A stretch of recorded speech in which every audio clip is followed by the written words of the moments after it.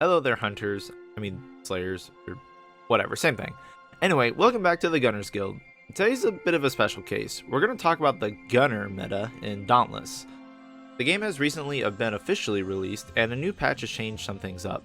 Hopefully, some new people are giving the game a try, and I'd like to explain how the repeaters work in Dauntless and the current meta behind them.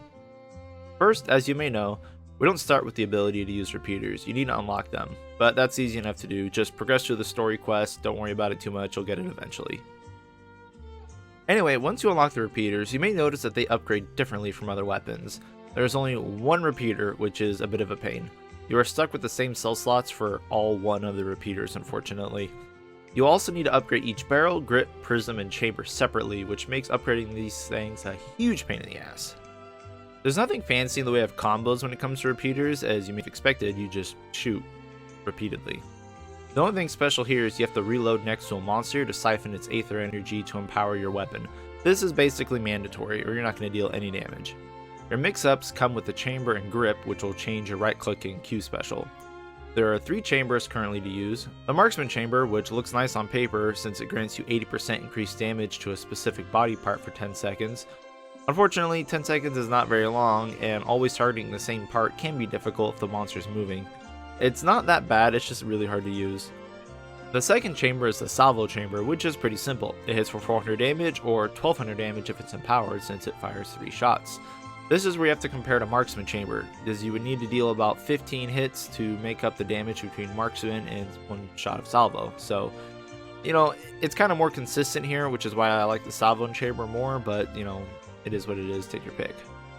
The third chamber you'll need to unlock via level 8 masteries of the repeaters, the Full Bore Chamber. This one is new and it just came out on release. It doesn't tell you how much damage it does, just that it pierces, and if empowered, it pushes you back and does more damage. I've used it a bit and the damage can be way better than Salvo at times, it's really nice, but unfortunately it's bugged and often does not register as empowered. It's quite a shame really, it would probably be the best chamber here if not for that, so hopefully we get it working properly in the future. For grips, we only have 2 options. The first is the Captain's Grip, which drops a buff for you and your allies, which increases your attack speed by 20%. This used to be 15% increased attack speed and damage, but it just got nerfed to only grant attack speed, unfortunately. This is still the better grip though. The second grip, the Saboteurs Grip, drops a landmine that takes some time to charge up before being able to deal max damage. This landmine can boop monsters out of attacks when empowered, which is nice. The downside here is that it's very hard to get in a situation where you have A, empowered ammo, B, can drop the landmine, and C, get a monster to hit it specifically with an attack that's boopable. Even worse is that the detection radius on this landmine is really bad, and monsters can easily just step over it without setting it off, so I don't really like it. The other parts of the repeaters are pretty self-explanatory.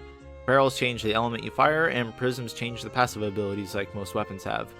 The good prisms are the Snowdrift, the Searing, and the Eclipse. I pretty much use whatever element prism is the most appropriate, as they do help with elemental statuses. Obviously Dark doesn't do anything. But for the most part, these are just passive damage increases. Brilliant and Glacial Prism are just not that great right now. It's better to use the previous ones that I mentioned, and Stoneheart is For the Augments, which you have to unlock via masteries, you have a few different choices. Precision Sights adds a stacking damage buff as you hit the same part multiple times, which is actually really cool if you're using the Marksman Chamber because they kind of synergize well. Scope Sights increase your critical distance essentially, which is more noticeable than you think. It says 25% more effective range, but it feels way more than that. It's definitely nice if you don't like to hug the monsters. And the Lucky Chamber, which adds 2% critical chance per bullet missing from the mag. This is my go-to, as you can deplete your mag and have 24% crit, and then use your right-click, Salvo, or Full Bore Chamber, and get a ton of extra crit damage, assuming it crits. It's just extra DPS, which is why I use it. So that's the basics of repeater parts. Let's dive into the sets. These are going to use all +3 cell slots, which I understand most people don't have right now, but I'll include a low-budget option at the end. I'd like to first say that no build is really better than any other. They all have pretty similar DPS, just pick what you can make and go with it. The first one is the one I use the most, which is an attack speed setup. Evasive Fury, Molten, and Conduit gives me a ton of attack speed, which makes the repeaters fire more like SMGs. I get a bit of damage with Predator and the Draskelander to round it off, but that's about it. All the extra speed really helps with Searing Prism's extra 10 hits doing 450 bonus damage. The next one is a low life leech setup.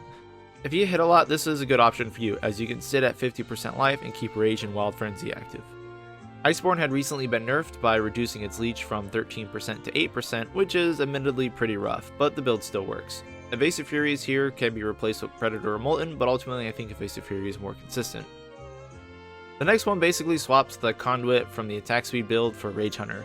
Again, this is just personal preference. 40% more damage on enraged behemoths is pretty nice, but it's a specific uptime only, whereas you can almost always have 25% increased attack speed with Conduit. And the last one here is dipping more into damage over attack speed by giving up Evasive Fury and Molten for Rage Hunter and Overpower. Don't underestimate Overpower, it's crazy strong. Again, this is just for personal preference though, but they all still feel about the same damage wise. And here is the budget set with no cells, just fill in what you can until you can make one of the better sets. Evasive Fury and Predator give a ton of damage, so just keep on dodging. This last set I have is for Adrenaline. Now Adrenaline's kinda interesting. When you have Endurance at +6, you get another 100 extra stamina, which gives you 18% more damage off Adrenaline, assuming you're out of stamina. And you can actually make use of the Repeater's mobility slot, which is why it's nice. So if you can keep dodging and keep your stamina down low, you get a huge damage bonus from Adrenaline, which is pretty cool. Again, this is still more of a preference thing. I actually really like this build because I tend to dodge and roll a lot, so my stamina is pretty low anyway. But this one's nice, and it's different, so hooray. Now with these sets, you should be able to do most Heroic and Heroic Plus content under 3 minutes without using any consumables.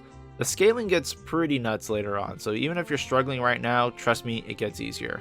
Alright, well that's about it for repeaters. Thank you all for watching, and good luck out there on your hunts, in whatever you're hunting.